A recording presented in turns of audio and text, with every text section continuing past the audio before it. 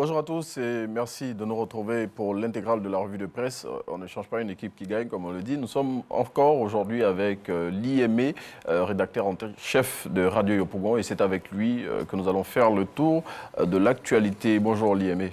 Bonjour Renaud. Merci d'être en notre compagnie pour ce numéro de l'intégrale de la revue de presse. On démarre tout de suite avec l'anniversaire, on peut le dire ainsi, qui est célébré concernant le Premier ministre Patrick Achi, qui est à la tête du gouvernement ivoirien depuis un an.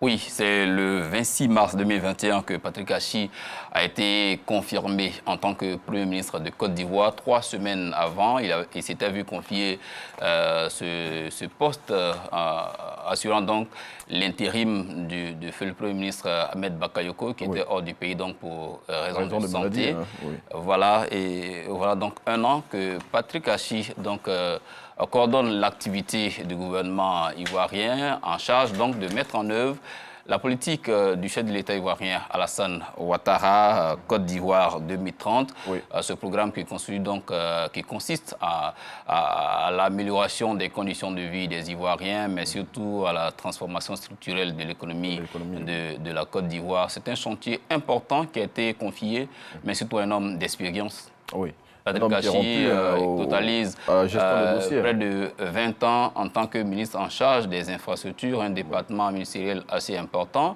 Après cela, il a été secrétaire général à la présidence de la République avant d'assurer le poste donc, de Premier ministre de Côte d'Ivoire. Donc c'est un homme d'expérience qui est à la barre et qui depuis un an donc, travaille à faire en sorte que le programme, la mission qui lui a été confiée par le chef de l'État ivoirien, cette mission-là soit assurée avec les hommes dont il dispose, toute cette équipe gouvernementale qui travaille donc avec lui à faire en sorte que les choses puissent évoluer dans le bon sens. Vous savez que les difficultés ne manquent pas et que les Ivoiriens aussi ont des attentes légitimes vis-à-vis du gouvernement ivoirien. Mais Patrick Achi est à la tâche et on espère que les jours qui viennent, comme cela a été le cas en tout cas pour les 365 premiers jours passés donc à la tête du gouvernement ivoirien, que le climat social restera donc apaisé pour lui permettre de mettre en œuvre donc ce programme de gouvernement. Vous savez qu'il accorde une place importante à la cohésion sociale. C'est pour cela qu'il a conduit lui-même la 5e phase du dialogue politique. Il est conscient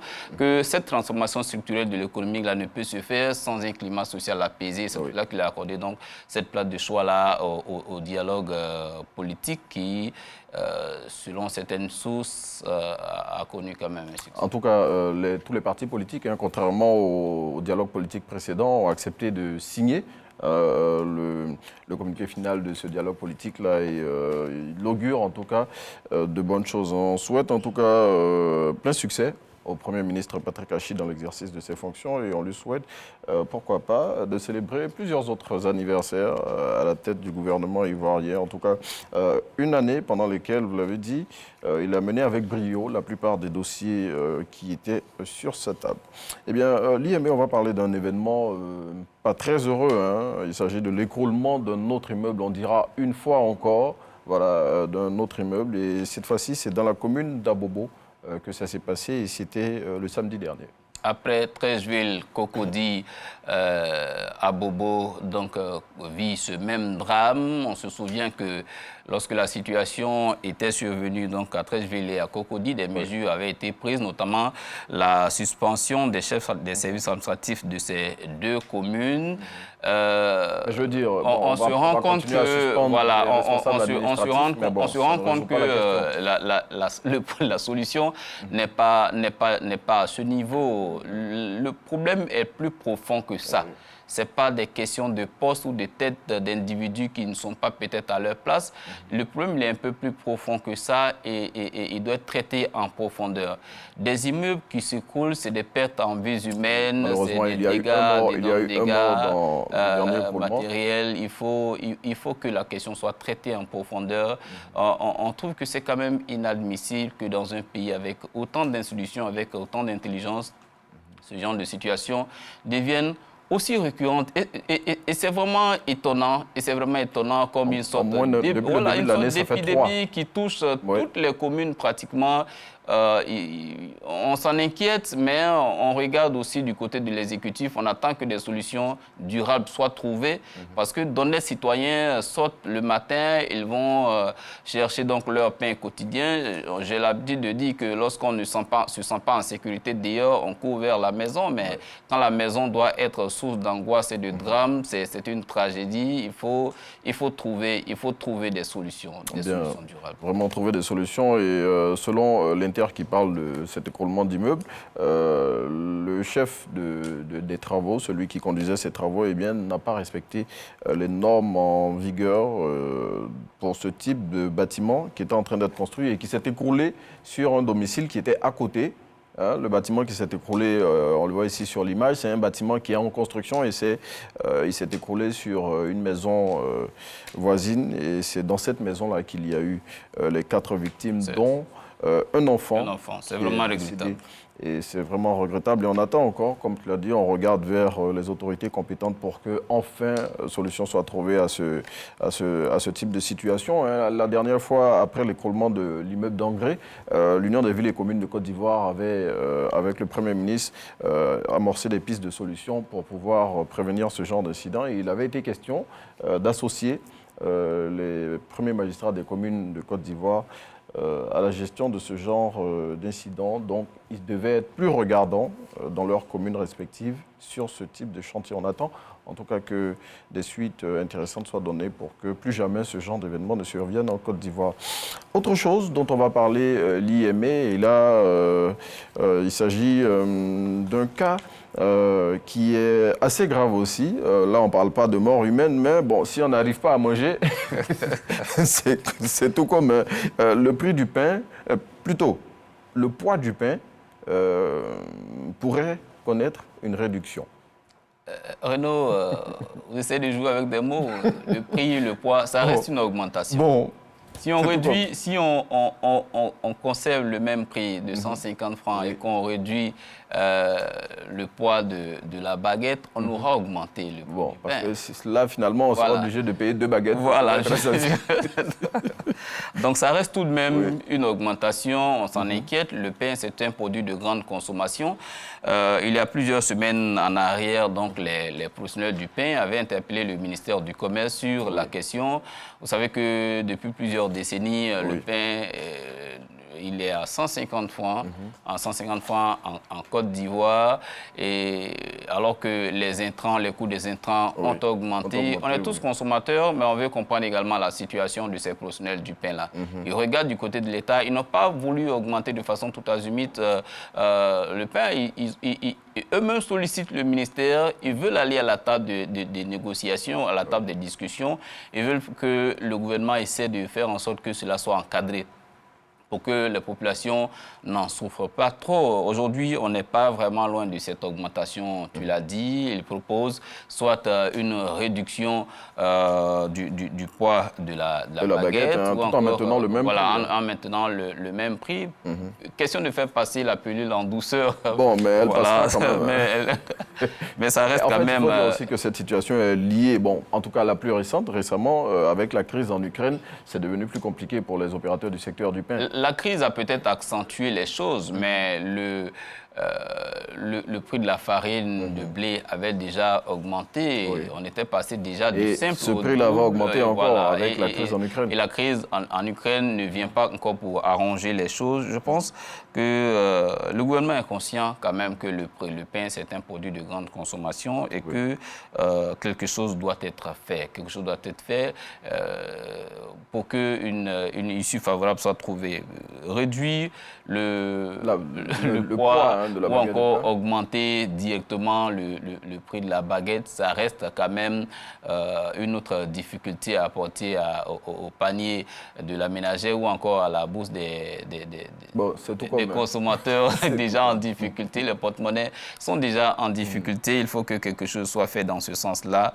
S'il faut voir comment est-ce qu'on peut subventionner, pourquoi pas, l'activité de ces professionnels-là pour que derrière les consommateurs n'en souffrent pas trop. En tout cas, vous l'avez dit, hein, les acteurs du secteur du pain qui sont toujours enclins à négocier avec les autorités compétentes et qui espèrent qu'une issue favorable leur sera trouvée pour qu'ils continuent à maintenir leur activité. Ils sont dans une bonne dynamique et de toutes les façons, c'est un produit dont le prix est réglementé, donc ils ne peuvent pas prendre sur eux comme ça tout de suite d'augmenter le prix. C'est pourquoi eux-mêmes souhaitent aller déjà à la table des discussions. Oui, en tout cas, on n'en est pas là pour le moment. Le prix n'a pas augmenté.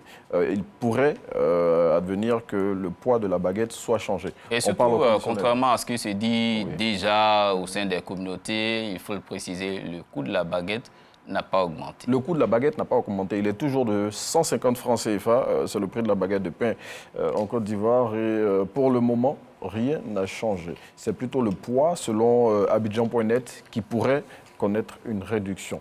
Eh bien, on continue à éplucher les sujets sur notre conducteur, l'IME. Et là, on s'intéresse à une activité qui met en danger la faune nationale. Et heureusement que les autorités compétentes sont à la tâche pour freiner les activités des braconniers. Et à Bondoukou, un braconnier a été arrêté avec 5 défenses d'ivoire. Déjà qu'on n'en a plus assez, les éléphants.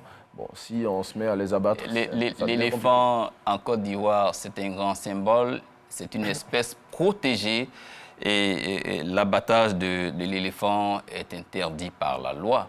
C'est interdit par la loi et nous voulons saluer en tout cas le travail de l'unité de lutte contre la criminalité transfrontalière et également les agents des eaux et forêts, mais surtout cette ONG qui a fait Eagle Côte d'Ivoire, qui a fait de la protection de ces espèces-là son cheval de bataille, qui œuvre depuis plusieurs années en Côte d'Ivoire, donc à faire en sorte que ces trafiquants-là soient traqués et qu'ils répondent de leurs actes. Je rappelle que l'éléphant est une espèce protégée et que l'abattage de l'éléphant c'est interdit, le trafic de l'ivoire est interdit. Aussi interdit. Et ceux qui se sont rendus coupables donc, de ces agissements-là ont été arrêtés, notamment à Bondoukou, comme ça a été le cas. Mais bien avant, plusieurs cas également avaient été constatés ici même à Abidjan. Oui.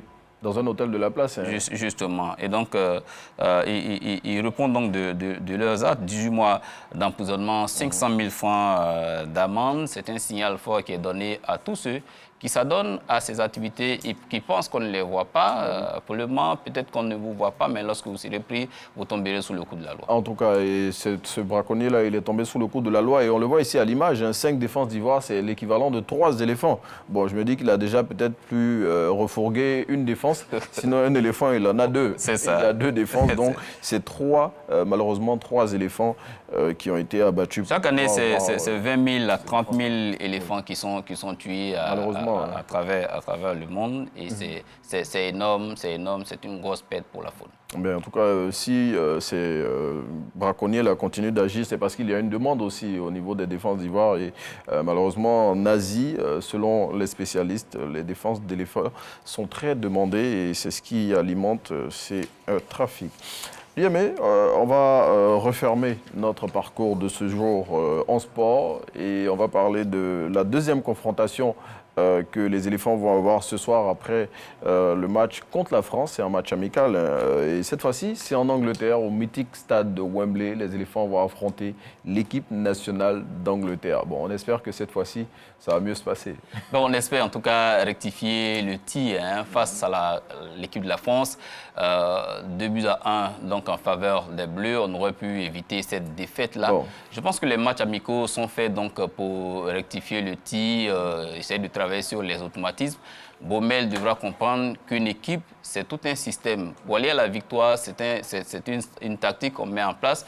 Quand on a dans ses rangs un buteur comme ça, on ne cessera jamais Sébastien Haller, il faut que la stratégie soit bâtie autour de ce garçon-là. C'est vrai que sur les côtés, il y a des ailiers peut-être virevoltants qui peuvent, sur des coups d'éclair, faire la différence. Mais la stratégie doit être bâtie autour de ce garçon. C'est ce que toutes les grandes nations de football font. Ce n'est pas la Côte d'Ivoire qui va vouloir inventer, voilà, on ne va pas réinventer la roue. Il faut qu'on essaie de jouer pour aller, et puis voilà, il pourra faire la différence. On salue en tout cas cette belle performance face à la France, même si on a été coupable donc de lassisme de la défense donc dans les dernières minutes. On aurait pu éviter donc cette défaite.